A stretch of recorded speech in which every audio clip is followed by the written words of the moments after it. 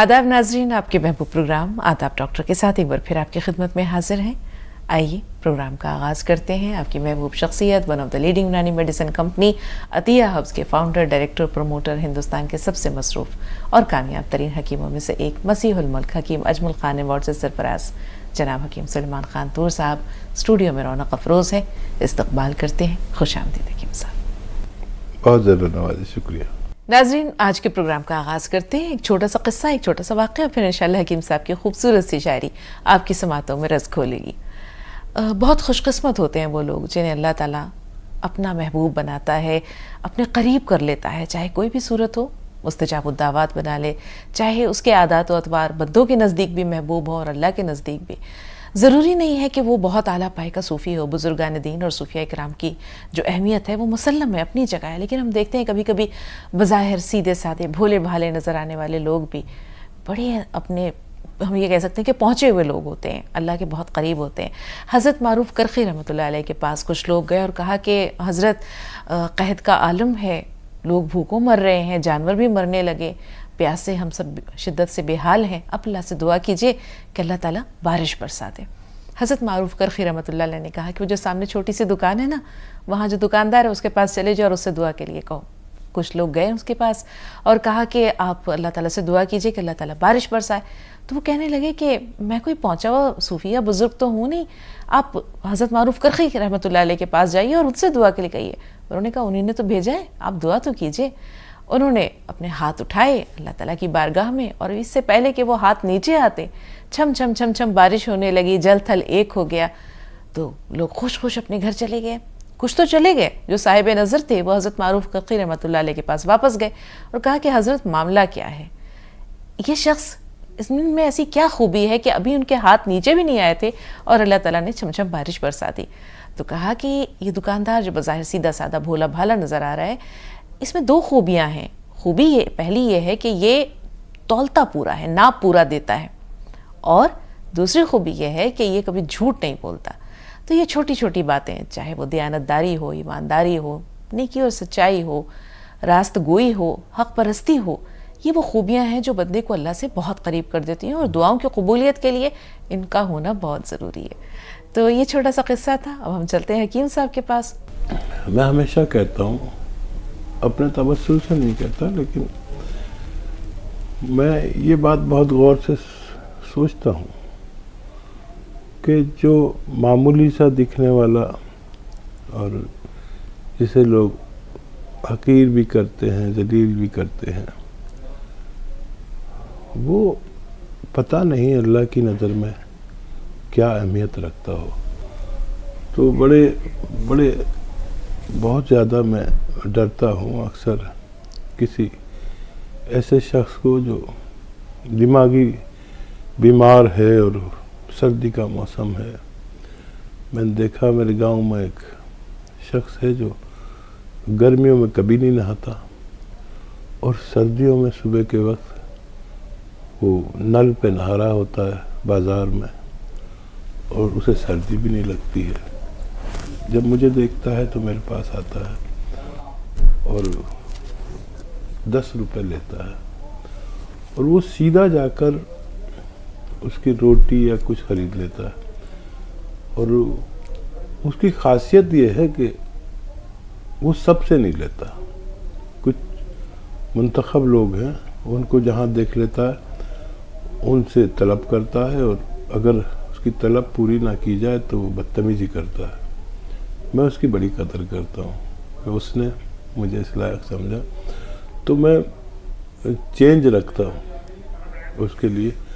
पहले वो 100 रुपये मांगता था, मैं दे देता था। तो मैंने देखा कि वो मजजूब टाइप का आदमी है और वो सबके खरीद लेता है जो लोग खाते हैं, और वो 10-10 रुपये के खरीद के फिर दुकान लगा लेता है और 5-5 रुपये में बेच देता है और लोग उसका माल फ़ौरन ख़रीद लेते हैं। तो मुझे ये हुआ कि लोग इसको फ़ायदा नहीं पहुंचता, फिर को 10 रुपये देने शुरू किए, जिससे वो रोज़ाना कुछ ना कुछ ख़रीद के हमारे सामने ही खा लेता है। ऐसे बहुत से लोग हैं और पता नहीं अल्लाह की नज़र में वो क्या है। मैंने कभी किसी दीवाने, किसी पागल की मजाक नहीं बढ़ाई, बल्कि किसी कोई अगर उनकी मजाक उड़ा रहा है तो मैं उसे रोकता हूँ कि देखो पता नहीं ये शख्स क्या हो अल्लाह के सामने। और दुआ बड़ी ताकत रखती है, मुझ जैसे मामूली इंसान की भी दुआ अल्लाह पूरी कर लेता है। गज़ल पेश करता हूँ। इतना बड़ा तो खुद को ख़रीदार मत समझ, सबको मताए कूचा हो बाज़ार मत समझ। वाह। सबको मताए कूचा हो बाज़ार मत समझ, जो दिल में आए कर तुझे रोकूंगा अब नहीं, मुझको तू अपनी राह की दीवार मत समझ। क्या कहने। मुझको तू अपनी राह की दीवार मत समझ, कुछ दिन रहेगा रंज तेरी बेवफाई का, मगमूम हूँ बहुत मुझे बीमार मत समझ। क्या कहने। और मत सोच अब ये कौन सी मसनद पे है मुकीम,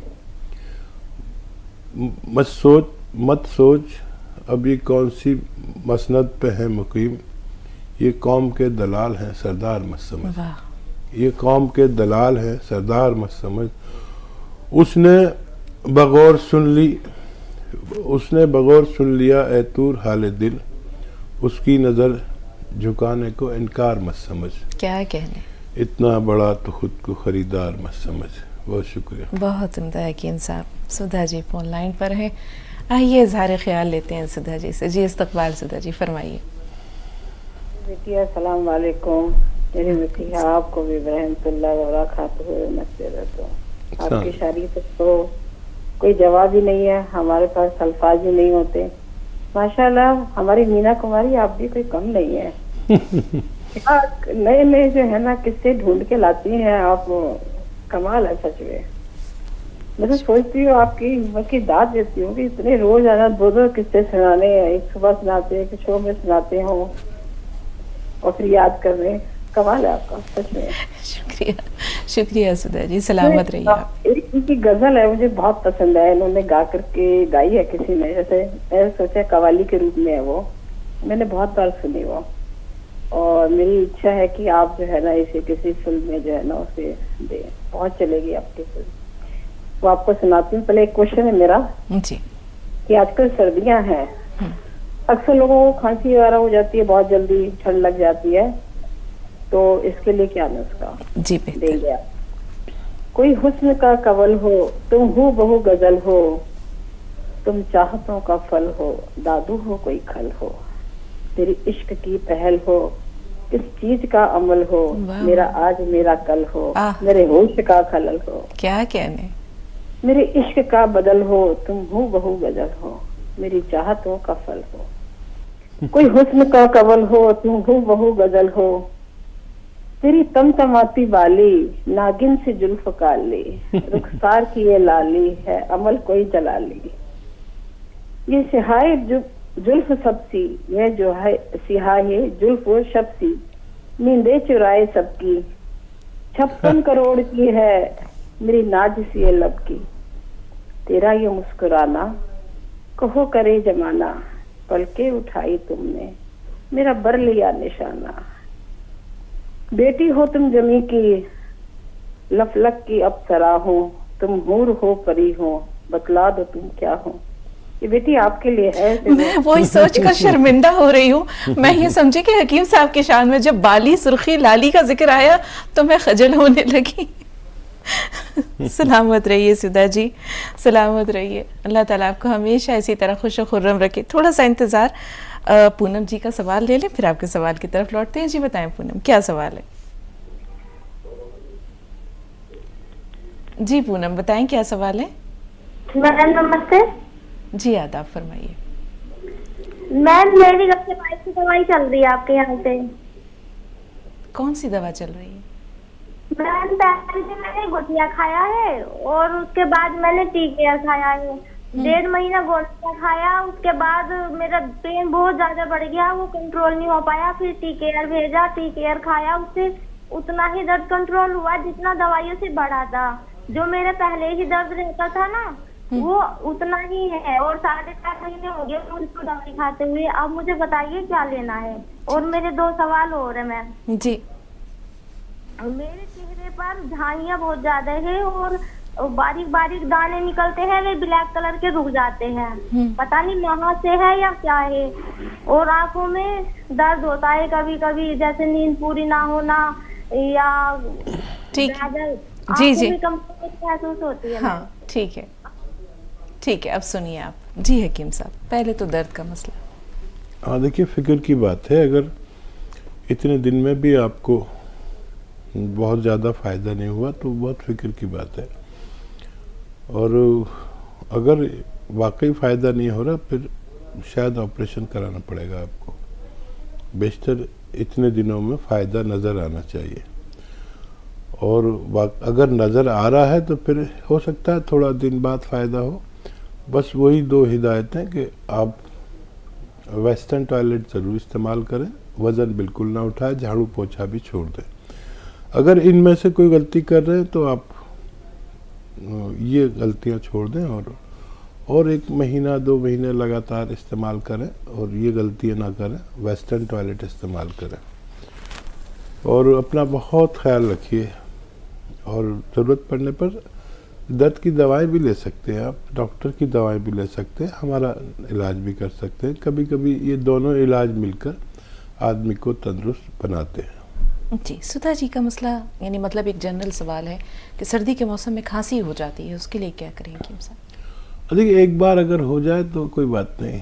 सर्दी में खांसी, बलगम, छींके, बुखार, मुझे भी कल से बुखार है और ये फितरी बात है। शायद ठंड लग गई और मैं बुखार में मुब्तला हूँ, तो मैंने दवा ली है और काम पर आ गया। अगर ये 3 दिन तक रहे तो कोई बुराई की बात नहीं है। और अगर किसी को बार बार होता है तो फिर इम्यूनिटी की दवाएं, जैसे माजून आर केयर या जैसे गौन चिलगोज़ा 1 चुटकी, या अलसी हल्का सा भूनकर 1 चम्मच खा लें गौन चिलगोज़ा के साथ, तो ये अंदर से क़ुव्वत मुदाफ़ियत यानी रोग प्रतिरोधक क्षमता बढ़ा देता है, तो आदमी बहुत कम बीमार पड़ता है। एक छोटा सा वक्फा दरकार है, ब्रेक के बाद मिलते हैं।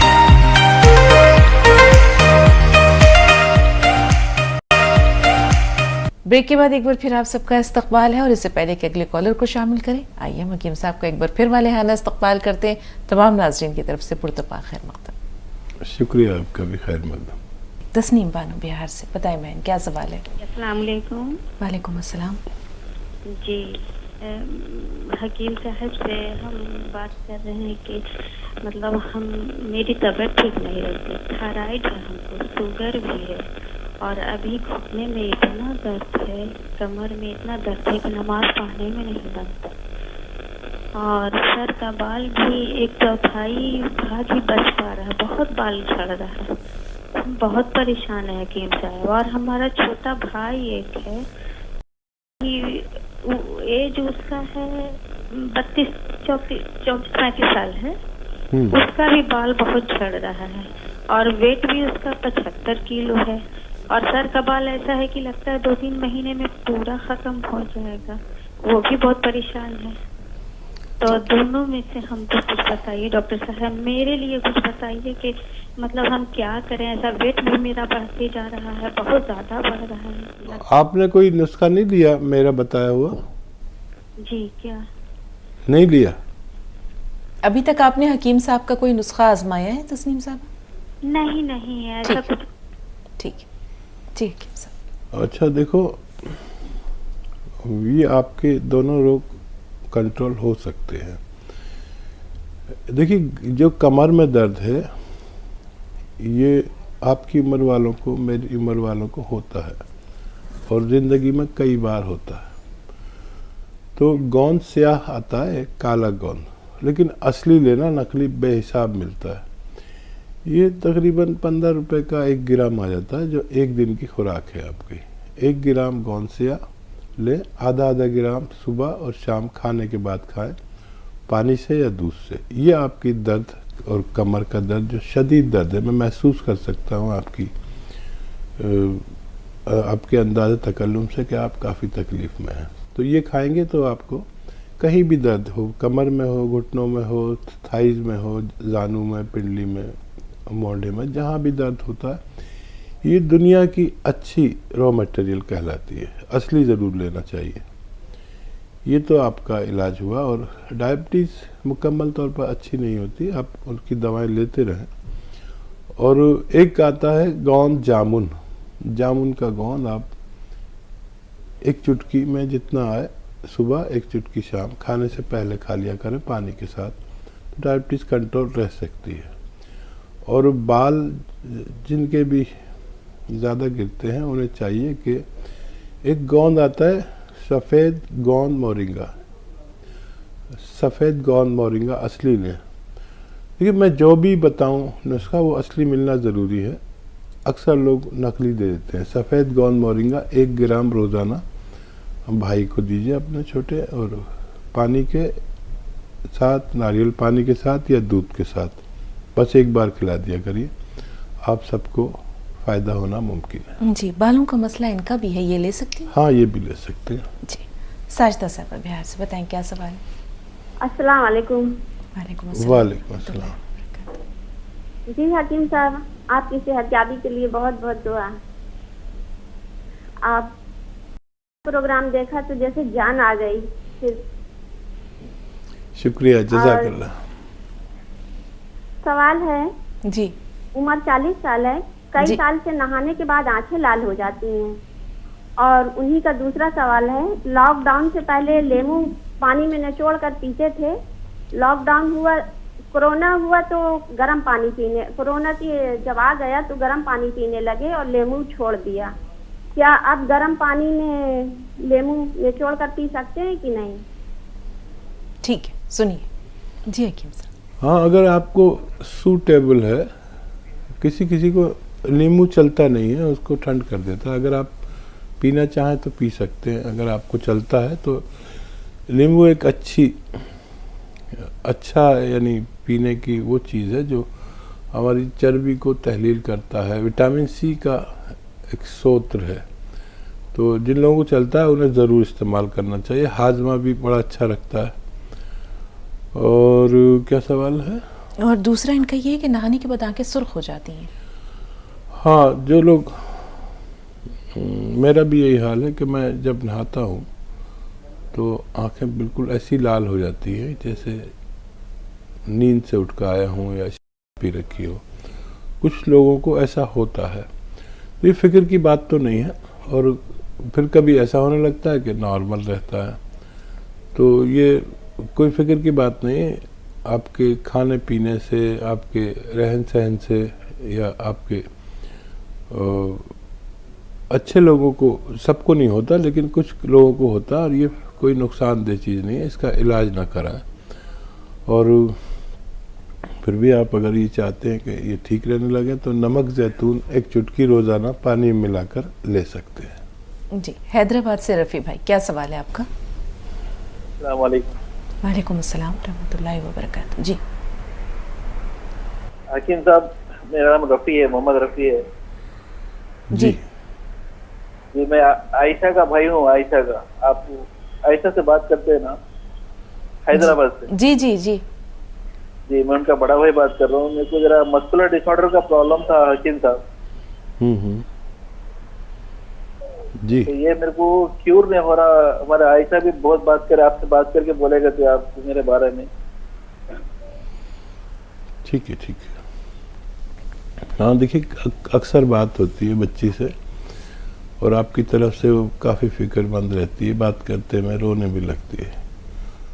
और मैंने उनको कई इलाज बताए हैं, और वो शायद कल भी आपसे बात हुई थी, तो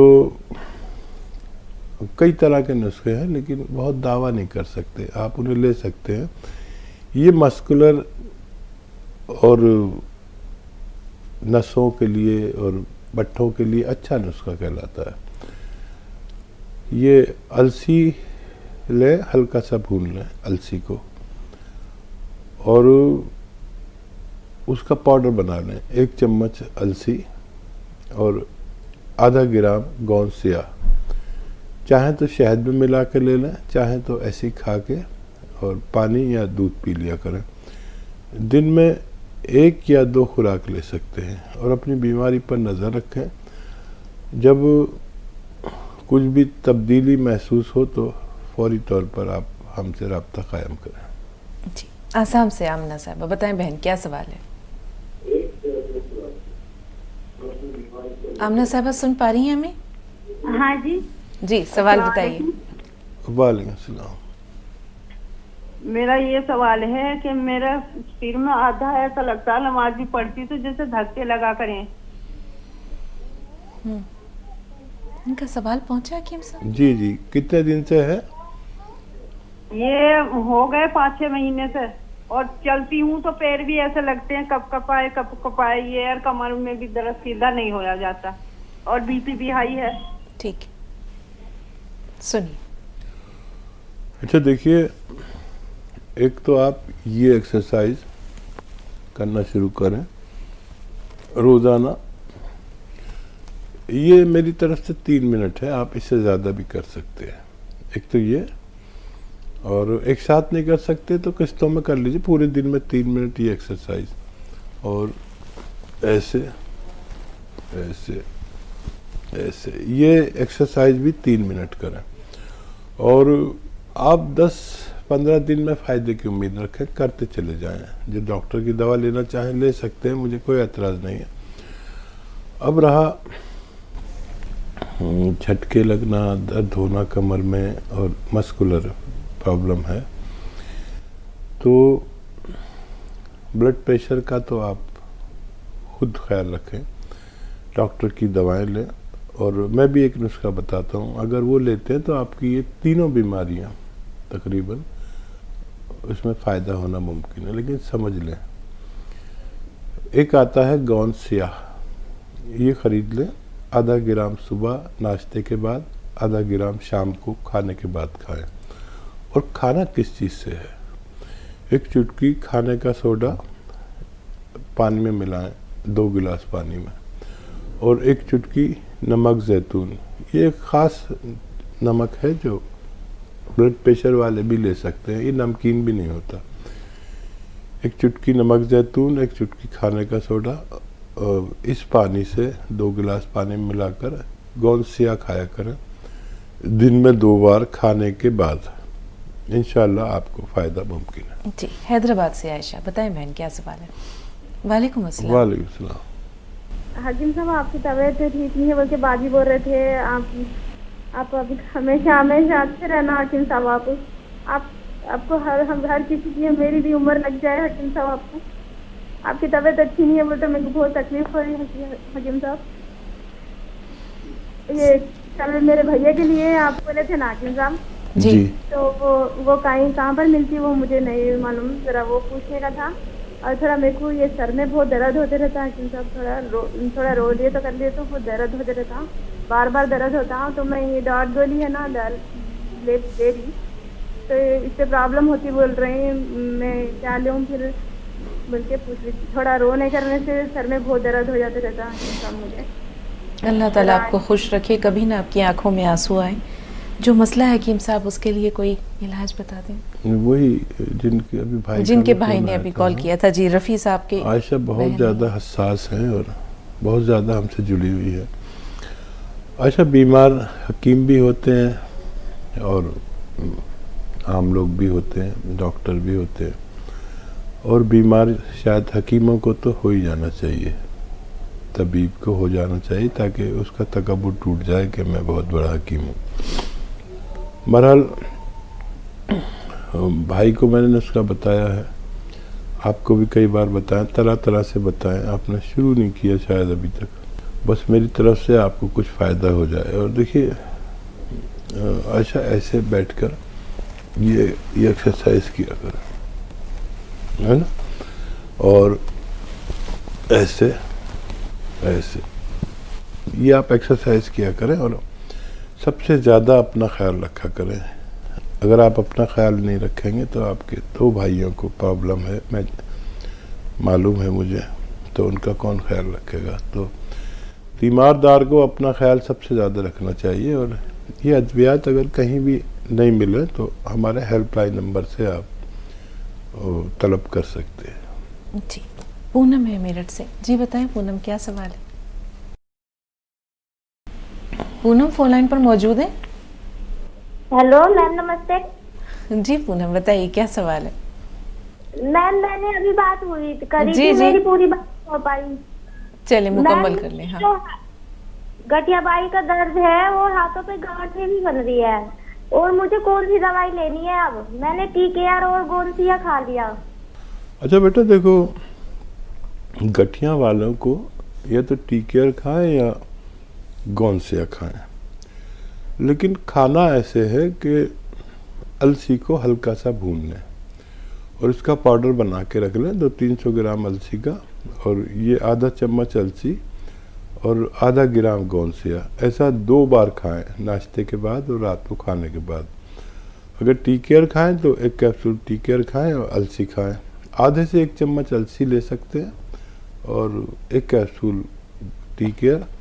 गठिया वालों को थोड़ा ज़्यादा वक्त में फ़ायदा होता है, किसी को 6 महीने, किसी को साल भी लग सकता है। अगर आपको फ़ायदा नज़र आता है तो आप लगातार ये नुस्खा ले सकते हैं। इसी नुस्खे से आपकी झाइयाँ भी अच्छी हो सकती हैं। कैल्शियम लिया करिए, 1 हफ्ते में 1 कैल्शियम की टैबलेट एलोपैथ में, तो इससे भी आपको बहुत फ़ायदा मुमकिन है। एक ब्रेक और लेंगे नाजरीन, एक और वक्फा दरकार है, ब्रेक के बाद मिलते हैं। ब्रेक के बाद आपका एक बार फिर इस्तकबाल और एक बार फिर वालेहाना और पुरतपा खैर मक़दम हकीम साहब आपका भी। शुक्रिया, जज़ाकल्लाह।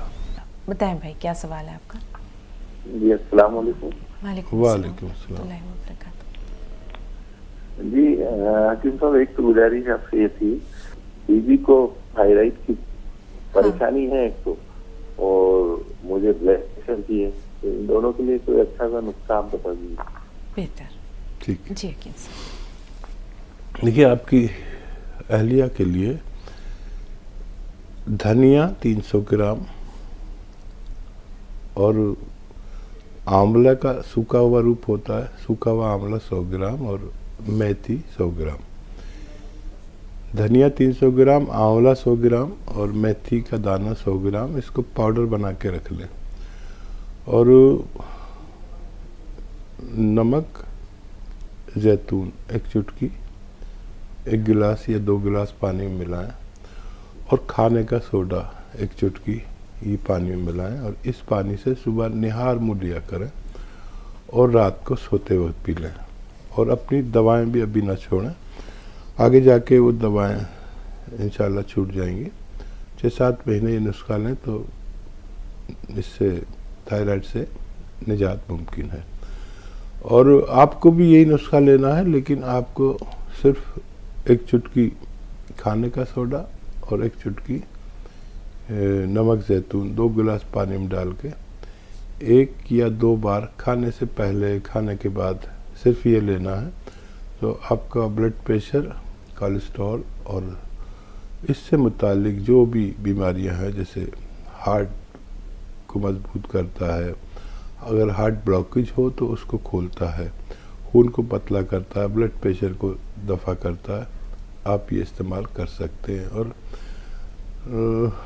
हाँ, हो नहीं पाता ये सब जो आपने कहा कि पहले से ऐलान हो जाए। दरअसल ये जितने भी हमारी और आपकी बातचीत होती है, यही सारे नुस्खे अगर आप नहीं भी देख पाएँ तो YouTube पर हकीम सुलेमान खान के पेज है, उसको सब्सक्राइब कर लें। तो ये जो भी किसी भी प्रोग्राम की जो मेन बातें हैं, जो ख़ास नुस्खे जाते हैं, वो हम उस पर डाल देते हैं। तकरीबन एक दिन में 4-6 नुस्खे आपको हमेशा इरसाल होते हैं। सिर्फ उसमें आपको वो नुस्खे जात जिनसे लोग फ़ायदा उठा चुके हैं पेश किए जाते हैं, उसको सब्सक्राइब कर लें, इंशाल्लाह आपको मदद मिलती रहेगी। अच्छा, MP से खदीजा। जी बताएं खदीजा, क्या सवाल है? अस्सलाम वालेकुम। वालेकुम अस्सलाम वालेकुम रहमतुल्लाहि व अस्सलाम। बरकातहू। जी जी, हकीम साहब की तबीयत के बारे में सुना, अल्लाह ताला उन्हें सेहतमंद रखे।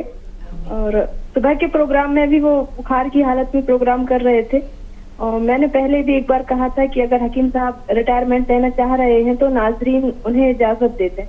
और मैं फिर से कहती हूँ कि मेरे ख्याल से हकीम साहब आपको आराम करना चाहिए। आपने बहुत खिदमत की है लोगों की, और जो लोगों की दुख तकलीफ है वो तो कभी कुछ लगा ही रहता है। आपको अपनी सेहत पर भी ध्यान देना चाहिए, और यही मेरी आपसे गुजारिश है। खदीजा, और कोई सवाल है आपका? जी नहीं, मेरा कोई सवाल नहीं। खदीजा, कभी भी फ़ोन करती हैं तो मेरी बात पर स्वाद होता है उसमें। कोई भी व्यूअर ये नहीं कह पाता कि रिटायरमेंट ले लो, लेकिन खदीजा ने हमेशा मेरी तरफदारी की, और आज शायद दूसरी बार बात हो रही है। मैं आपका बड़ा एहतराम करता हूँ, और दुआ करें कि देखिए, मैं भी एक मामूली इंसान हूँ, और मुझ में भी वो सब खामियां और कमज़ोरियां हैं जो एक आम इंसान में होती है। और दरअसल मेरा नाम मालिजीन में है, और मुझसे लोगों को फ़ायदा पहुंचता है। लोग ये नहीं जानते कि हम भी आप ही की तरह अल्लाह के मोहताज होते हैं, और ये बीमारी भी एक अल्लाह का इनाम है, ताकि हम लोगों को कहीं से तकब्बुर ना आ जाए कि हम बीमार नहीं पड़ते और हम इतने बड़े वालिज हैं। तो हर चीज़ पर अल्लाह का शुक्र निकलने लगे अगर हमारी ज़बान से। मैं कभी चोट खाता हूँ, कभी गिर जाता हूँ, कभी चोट लग जाती है, तो पता नहीं क्या बचपन से बिस्मिल्लाह अल्लाह का शुक्र निकलता है। जब भी जितनी भी चोट लगे तो मैं अल्लाह से कहता हूँ, अल्लाह ताला तूने मुझे इतनी सी चोट दी, अगर इससे ज़्यादा लगती तो मैं क्या करता। तो शुक्र अदा करता हूँ। पता नहीं मेरी बचपन की आदत है। पहले बचपन में मैं खेलता था पेड़ों पर, पेड़ों की शाखों पर एक गेम होता है जिसे टांग लकड़ियाँ कहते हैं, और इस शाख से उस शाख पर कूद कर जाते थे, तो बीच में मेरा हाथ छूट गया, और वो रास्ते में ही जब मैं नीचे गिर रहा था तो मैंने बिस्मिल्लाह किया, मेरे ये दोनों हाथ ठुक गए, और अल्लाह का शुक्र किया कि अल्लाह ताला तूने मुझे इतनी कम तकलीफ़ दी है, अगर तू ज़्यादा देता तो मैं कुछ नहीं कर सकता था। तो हर मामले में शुक्र। अल्लाह ने बीमार किया, उसका भी शुक्र। और अल्लाह पता नहीं आपको मैंने सुनाया नहीं सुनाया कि मेरे यहाँ पर तकलीफ़ हुई, तो मैंने सोनोग्राफी कराई, तो पता चला कि लीवर में फोड़ा है। तो फिर मैं गांव में था, दिल्ली में आया तो यहाँ भी तशख़ीस कराई, तो भी यही हुआ। मैं ये सब इस वजह से बता रहा हूँ कि आप जब अपना इलाज कराएं तो मोहतात रहें, सिर्फ डॉक्टरों पर या मशीनों पर भरोसा ना करें, उसके सिम्टम भी होते हैं। तो अब लीवर में फोड़ा है तो ठीक है, उसमें एक निडल डालते हैं, सिरिंज डालते हैं, और वो फोड़े का पस खींच लेते हैं। ये तरीका है, इसे ड्रेन करना कहते हैं। अब वो जब ड्रेन करने के लिए निडल डाली, बहुत मोटी होती है वो, तो उसमें पस था ही नहीं। मुझे बड़ी हैरत हुई कि इतने बड़े बड़े डॉक्टर, दुनिया के मशहूर डॉक्टर, दिल्ली के मशहूर डॉक्टर इतनी बड़ी गलती कर सकते हैं। उसी वक्त फ़ोन आ गया, वो लेडी डॉक्टर ने किया था ये मेरा, और उसको फ़ोन पर किसी ने पूछा कि क्या लीवर का वो हो गया, यानी कि हाँ कर तो रही हूँ लेकिन इसमें पस नहीं है। अब जैसे हम बात करते हैं फ़ोन पर तो सामने वाले को भी समझ में आती है। तो कह रहा था पस नहीं है, लेकिन इनसे कहो पस है और बहुत गाढ़ा है। और ये आवाज़ मुझे भी आ रही है। अब वो मेरे से तो बिल्कुल पास में ही, और वो काम कर रही है, फ़ोन पे बात कर रही है। और मुझे बड़ा अफसोस हुआ कि इतने बड़े डॉक्टर ऐसी बात करते हैं। बहरहाल वो उन्होंने उसमें से कुछ हिस्सा तोड़ा सिरिंज में, और वो निकाला तो उसमें पस तो था ही नहीं। एक लाल रंग का वो और लीवर का पीस उन्होंने लिया, जो कल्चर के लिए भेज दिया। अब ये टेस्ट वो टेस्ट, ये टेस्ट वो टेस्ट। मैं तो यहीं से चिढ़ गया था कि इतने बड़े डॉक्टर ने ऐसी तशख़ीस कैसे कर दी। बहुत तकलीफ़ में था कि इन लोगों ने मेरे साथ ऐसा कर दिया, तो ये दूसरों के साथ क्या करते होंगे, जो भोले भाले लोग हैं उनका। बहुत अफसोस में। अब इन्होंने ये टेस्ट वो टेस्ट, कुछ टेस्ट को तो मैंने मना ही कर दिया कि भाई देखो तुमने एक चीज़ ख़राब कर दी, अब और भी कुछ खराब करोगे, अब मैं तुमसे इलाज नहीं करा रहा। उन्होंने कैंसर का टेस्ट कराया तो कैंसर निकल गया। अब सारा सब परेशान, और सब डॉक्टरों की एक ही राय कि अभी के अभी पित्ते में कैंसर है और उसके फ़ौरन से इसको रिमूव कराइए। मैं इतनी बड़ी बातें इसलिए कर रहा हूँ कि आवाम अगर अपना इलाज चाहे बड़े डॉक्टर से कराए चाहे छोटे से, उनकी नीयत ठीक होनी चाहिए। आजकल टारगेट कर लेते हैं। तो मैंने कहा आप डिस्चार्ज कर दीजिए, और मुझे कैंसर के सिम्टम नहीं हैं। कैंसर में क्या होता है कि एक तो दर्द बहुत होता है, जिसकी वजह से दर्द की बहुत ही हाईली मेडिसिन लेना पड़ता है, और मैं बगैर मेडिसिन के गुजारा कर रहा था। फिर उन्होंने क्योंकि लीवर में पंक्चर कर दिया था, उसके इलाज 10 दिन मैंने एंटीबायोटिक ली तो मेरा तकरीबन 10 किलो वज़न कम हो गया। ये सिम्टम मिलता था। कैंसर में वज़न कम होता है, लेकिन मेरा जो HB था, जब मैं हॉस्पिटल में दाखिल हुआ था तो 15 था, और जब मैं हॉस्पिटल से निकला हूँ तो मेरा 17 पॉइंट कुछ हो गया। तो कैंसर में खून बढ़ता नहीं, घटता है HB। सबकी एक ही राय, तो फिर कह रहे कि भाई हमारे पास तो कोई इलाज है नहीं सिवाय ऑपरेशन के। तो मैंने कहा आप मुझे डिस्चार्ज कर दो, हमारे पास इलाज है।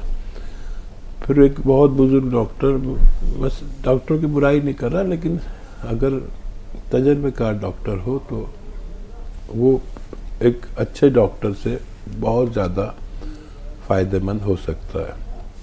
एक बहुत बुजुर्ग डॉक्टर थे, उनकी राय मुझसे मिली कि ये शख्स सही कह रहा है कि ये 3 सिम्टम नहीं मिलेंगे तो कैंसर नहीं हो सकता। तो उन्होंने कहा भाई 10-12 दिन आप हमारी दवा भी खाइए। और फिर उन्हें पता चल गया ये कोई मशहूर हकीम है, टेलीविज़न पे आता है, तो थोड़ा अलर्ट हो गए वो। तो फिर मैं डिस्चार्ज ले घर आ गया। उनकी दवाएं भी खाई, मैंने भी अपनी दवाएं खाई। जब 12 दिन बाद टेस्ट कराया तो मैं कैंसर मुक्त था। मुझे इस बात की वो नहीं कि मुझे कैंसर हो जाए, मुझे भी सारी बीमारियां हो सकती हैं, आपको भी हो सकती हैं, मैं भी मामूली आदमी हूँ। लेकिन मैं तो जानकार था, अल्लाह ने मुझे जानकारी दी थी, मैं तो बच गया उनके अजाब से। बस मैं यही सोच रहा हूँ आज तक कि जो लोग कुछ भी नहीं जानते उनके साथ क्या होता होगा। उनका ऑपरेशन कर डालते होंगे और कहते होंगे कि हमने कैंसर पर फतेह हासिल कर ली। ये मेरा ज़ाती तजर्बा है। अल्लाह सबको हिदायत दे और इन डॉक्टरों की नीयतें अच्छी करे जो सिर्फ पैसा कमाने के लिए पैदा हुए हैं और ताजिर ख़ानदान से हैं, तिजारत करते हैं, इसको भी तिजारत समझते हैं। ये तिजारत नहीं है, ये खिदमत और सेवा का काम है, जिसको अल्लाह हिदायत दे। पर अल्लाह का शुक्र कि उसने मुझे हिदायत दी और मुझे हिफाजत की। एक छोटा सा वक्फा दरकार है, ब्रेक के बाद मिलते हैं।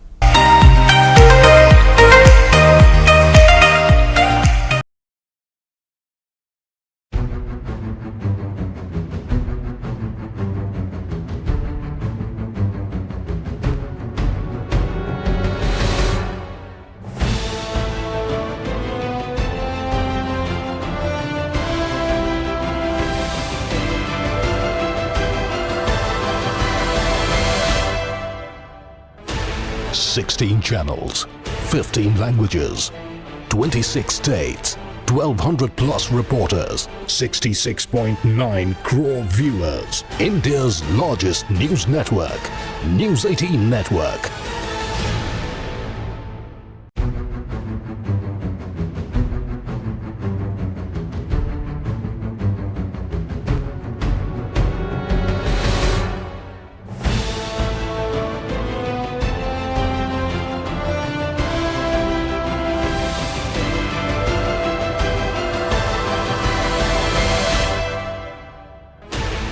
Sixteen channels, 15 languages, 26 states, 1,200 plus reporters, 66.9.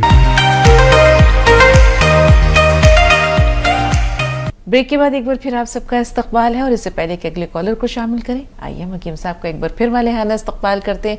तमाम नाज़रीन की तरफ से पुरतपा खैर मक़दम। शुक्रिया आपका भी, खैर मकदम। आप कर्नाटक से यास्मीन साहिबा का सवाल ले रहे हैं, फोन लाइन पर मौजूद हैं यास्मीन। अस्सलाम वालेकुम हकीम साहब। वालेकुम अस्सलाम रहमतुल्लाह। खैरियत तो है, आपकी कहानी सुनी बहुत अफसोस हुआ। अल्हम्दुलिल्लाह माशाअल्लाह, अल्लाह ने मेरी बड़ी हिफाजत की। आपकी तबीयत कैसी है? अब काफ़ी बेहतर है। अल्लाह आप आपको कैसे? सलामत रखे, हम जैसे गरीबों पर, हम जैसे मरीजों पर आपको अल्लाह ताला हमेशा हमेशा के लिए सलामत रखे। आमीन सुम्मा। जज़ाकल्लाह, अल्लाह आपको भी सलामत रखे बेहतरी के साथ। आमीन। डॉक्टर साहब, मुझे साइनस का प्रॉब्लम है, बार बार सर्दी होती है, 8-9 महीने से सर्दी है। एक ENT डॉक्टर को दिखाए तो उन्होंने बोले हड्डी टेढ़ी है नाक में की बोले, और एक डॉक्टर को दिखाए तो उन्होंने क्या बोले, नहीं एलर्जी है आपको, ऐसी सर्दी रहती है आपको, कंटिन्यू गोली यूज करो बोलकर बोले। वो गोली लेने से छींके तो कम होती है लेकिन नाक बंद रहती है वैसी। ठीक, आपने मेरा कोई नुस्खा नहीं लिया बच्चा? नहीं नहीं नहीं लिया अरे? हकीम साहब, नहीं लिया आपका नुस्खा, नहीं लिया। अच्छा बेटा देखो, यहीं पर तजाद है हमारा और डॉक्टर्स का। मेरा मानना यह है नाक की हड्डी कभी नहीं बढ़ती, और दरअसल होता क्या है कि जब हमें खांसी, नज़ला, छींके या सर्दी की शिकायत होती है तो हमारे नाक में गुदूद होते हैं जो फूल जाते हैं और वो नाक बंद हो जाती है उससे। ये एक ऑटोमेटिक सिस्टम है, तो उसके चक्कर में ये नाक का ऑपरेशन कर देते हैं और आदमी फिर भी ठीक नहीं होता। जिसको भी ये अमराज होते हैं, खांसी, सर्दी, बलगम, छींकें, उनको अपनी क़ुव्वत मुदाफ़ियत का इलाज कराना चाहिए। हमारे अंदर जो रोग प्रतिरोधक शक्ति है, जो बीमारी से लड़ती है, वो कम होने की वजह से हम बार बार एलर्जिकल अस्थमा, खांसी, बलगम, छींकों का शिकार होते हैं। यूनानी में इसका इलाज है, लेकिन 5-6 महीने करें। देखिए, एक तो घरेलू नुस्खा है, एक दवा भी बता देता हूँ, कभी आपसे नहीं बने। सपिस्तान एक दवा का नाम है, ये इसे लिसोड़ा भी कहते हैं, सपिस्तान को लिसोड़ा भी कहते हैं। अच्छा सा लिसोड़ा यानी सपिस्तान ऐसा ले लें, 100 ग्राम, 100 ग्राम सपिस्तान, 100 ग्राम उन्नाब। उन्नाब एक लाल किस्म का बेर होता है जो ईरानी बेर कहलाता है। इसमें गुठली होती है, गुठली निकाल कर फेंक दें। 100 ग्राम उन्नाब, 100 ग्राम लिसोड़ा यानी सपिस्तान और 100 ग्राम अलसी, इन तीनों को पाउडर बनाएं और इसमें 30 ग्राम पीपले, जो पीपला मूल कहलाता है हिंदी में, गरम मसालों में 1 इंच की लंबी सी बड़ी मिर्चों वाली एक चीज़ होती है, वो मिलाकर पाउडर बनाएं। 1 चम्मच सुबह खाली पेट गर्म पानी से खाएं, 1 चम्मच रात को सोते वक्त। गर्म पानी कसरत से पिए, ठंडा पानी और खट्टी चीज़ें छोड़ दें। ये घरेलू नुस्खा है। इसके मुरक्कबात भी आते हैं कि बनी बनाई अगर कोई दवा लें तो माजून आर केयर 1 चम्मच सुबह 1 चम्मच शाम खाएं और गर्म पानी से खाएं। खट्टी चीज़ें छोड़ना लाजिम है। अगर 5-6 महीने आप इस्तेमाल करते हैं तो आपको इस मर्ज से निजात मिल सकती है। जो आप एंटी एलर्जी दवा खाती हैं वो तो काफ़ी सस्ती आती है, फ़ौरन छींके रोक देती है, लेकिन फिर आपको बहुत बड़ा बीमार बना देती है। उससे नींद आती है, नशा रहता है। मैं भी अगर खा लूँ वो गोली तो कम से कम 2 दिन मुझे नींद आती रहती है। बस 1 चुटकी गोंद चिलगोज़ा, आधा चम्मच लाजवंती और 1 गिलास दूध या पानी में मिलाकर, आप इसे मीठा करके भी पी सकते हैं, शक्कर मिला के इसे आप लें तो 1 खुराक रोज़ ले लिया करें, बस के लिए अच्छी दवा है। जी, सिकंदराबाद से अख्तर बेगम, बताएं क्या सवाल है? हेलो, अस्सलाम वालेकुम। वालेकुम अस्सलाम। जी बहन। हकीम साहब, अस्सलाम वालेकुम। वालेकुम सलाम व रहमतुल्लाह। जी हकीम साहब, शुगर बीपी है मैंने, वो बैतून का छिड़के में अदरक लहसुन का मिला के ले रही हूँ 1 साल से, और बैतून का खाली छिलका शाम में अदरक लहसुन का ले सकते क्या? 1 साल से ले रही हूँ, जरा दुबले हो गई। जी, आपने कहा कि सुबह आप जैतून का सिरका लेना चाह रही हैं और शाम को 1 साल से वो तो मिलाएगा जैतून छिलका, अदरक लहसुन नींबू सब मिला, बीपी के लिए ले रही हूँ मैं। तबीयत अल्हम्दुलिल्लाह बीपी अल्लाह का फजल है। एसिडिटी के लिए जो है तो ये पीकेट भी ले रही हूँ, वो भी कम है।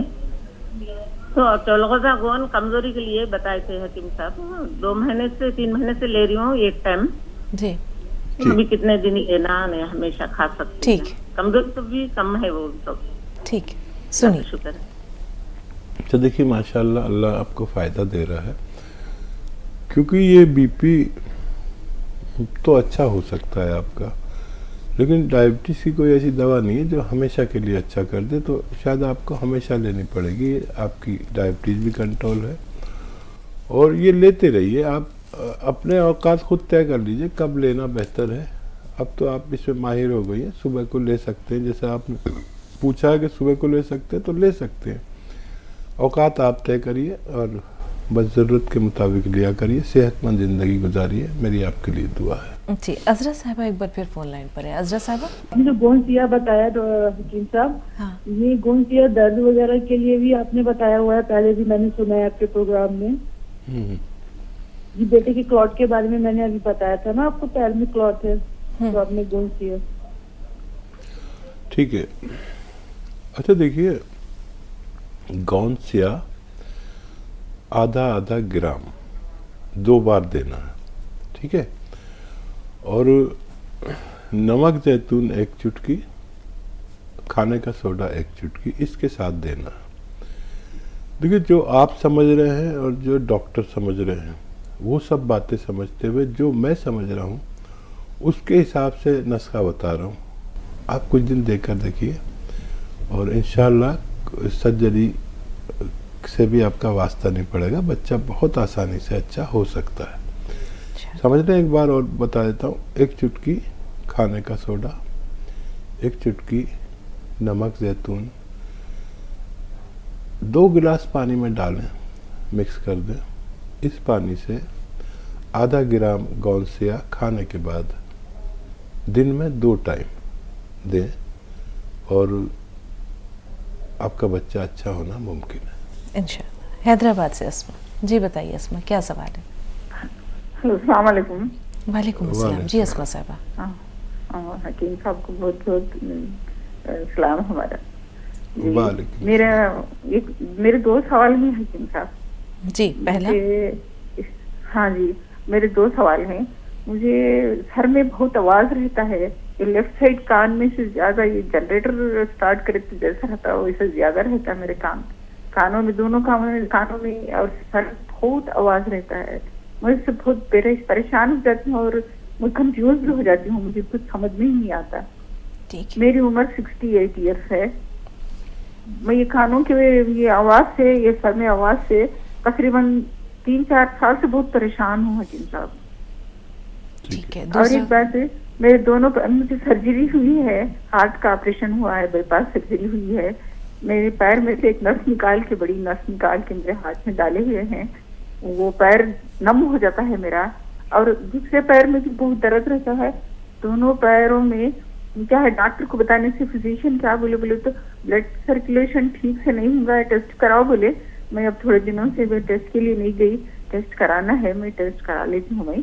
लेकिन ये दोनों पैरों में, मेरी लोअर बॉडी में ब्लड सर्कुलेशन ठीक से नहीं होगा बोल के बोल रहे हैं। ये दोनों पैरों में बहुत दर्द रहता है और नम हो जाते हैं मेरे पैर। ठीक है। अच्छा देखिए, जो बीमारी आपको है वही बीमारी मुझे हो गई थी। कानों में से आवाज़ आती थी, शाय शाय शाय शाय। तो देखिए ये एक्सरसाइज आप ये करती रहिए दिन में जितना भी कर सकते हैं। और एक ये ऐसे ऐसे ऐसे ऐसे ये एक्सरसाइज करती रहिए जितना भी कर सकते हैं। और 15 दिन मेरे कहने से करिए। और एक ऐसे सीधा लेट जाए बेड पर और गर्दन नीचे लटका ले बेड से, और बाकी जिस्म ऐसे रहे। ये 5-5 मिनट करके 5 बार लेटिए, उससे भी ज़्यादा। 15 दिन कुछ और काम ना करें, बस ये काम करें कि एक्सरसाइज जितनी कर सकते हैं करें। इंशाल्लाह 15 दिन ये सारी आवाज़ें सब ख़त्म हो जाएंगी। बाकी नुस्खा बाद में पूछना आप। कि वो पैरों में जो सुन्न हो जाते हैं उसके लिए आप मुख्तसर से कोई रहनुमाई कर सकते हैं? गोंद स्या आधा ग्राम दिन में 2 बार खाने के बाद पानी के साथ लिया करें, इंशाल्लाह आपको फ़ायदा मुमकिन है। देवेंद्र राजस्थान से फ़ोन लाइन पर मौजूद है। जी बताइए देवेंद्र जी, क्या सवाल है? जी देवेंद्र जी। जी आदाब। आदाब देवेंद्र जी, बताइए क्या सवाल है? सर मेरे 3 सर। जी हेलो। जी बताइए क्या सवाल है? 3 सवाल है सर मेरे। हाँ, पहला सवाल है कि मेरी भाभी जी को साइटिका का प्रॉब्लम है। ठीक है। दूसरा सवाल है सर मेरे कमर में दर्द रहता है, कभी ठीक हो जाता है, कभी फिर वापस हो जाता है। ठीक है। तीसरा सवाल, एक बार होने के बाद फिर से ही लगातार 10-15 दिन तक दर्द रहता है, आराम करते सुधार आता है। जी। तीसरा सवाल, तीसरा सवाल ये सर, मेरा जो क्रिएटिनिन है वो तो जो 1.6 से जो है ऊपर जा रहा है, 1.8 के आसपास है। आपकी भाभी की तकलीफ और आपकी तकरीबन उसका नुस्खा एक ही है, और वो ये है कि गोंद स्याह खरीद लें, असली, नकली बहुत मिलता है, और आधा ग्राम आप भी और आपकी भाभी साहिबा भी नाश्ते और खाने के बाद इस्तेमाल करें, और वज़न ना उठाएं, और वेस्टर्न टॉयलेट का इस्तेमाल करें, तो ये दर्द से निजात मिलना मुमकिन है। क्रिएटिनिन के लिए आप नुस्खा खूब गौर से सुनें। अलसी को हल्का सा भूनकर पाउडर बना लें। अलसी आप जानते ही होंगे, इसको फ्लैक्स सीड कहते हैं। ये 200-400 ग्राम खरीद लें, इसका हल्का सा भून के पाउडर बना लें। 1 चम्मच अलसी खाएं और 1 चुटकी नमक जैतून पानी में मिलाकर इसके साथ खाएं, और आप फिर अगले महीने रिपोर्ट कराएं। दिन में 1 बार या 2 बार आप ये नुस्खा भी ले सकते हैं। आपकी तीनों परेशानियां हल होना मुमकिन है। बहुत बहुत शुक्रिया हकीम साहब। अल्लाह ताला आपको जज़ाए खैर दे, इसे आपके लिए सरमाया आखिरत बनाए, दीन और दुनिया दोनों में आपको हमेशा इसी तरह सुरखरुई मिले। बहुत बहुत शुक्रिया। बहुत सारे लोगों की मसीहाई करते हैं, अल्लाह जज़ाए खैर दे। शुक्रिया आपका भी, जज़ाकल्लाह। तो नाज़रीन, इजाज़त लेते हैं, अगली मुलाकात तक के लिए आदाब।